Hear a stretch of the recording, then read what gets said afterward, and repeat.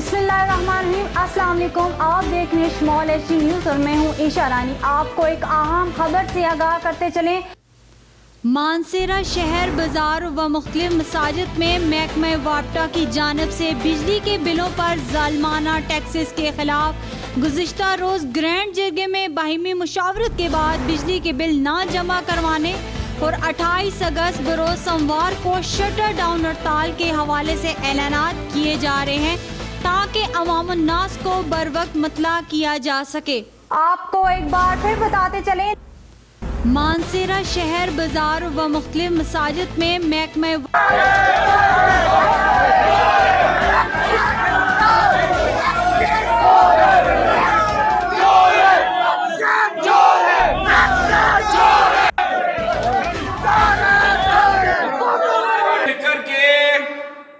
मुतफ़िका फैसला के बाद ये तय पाया है कि अहलियान मानसेरा इस माह के बिजली के जालमाना बिल अदा नहीं करेंगे।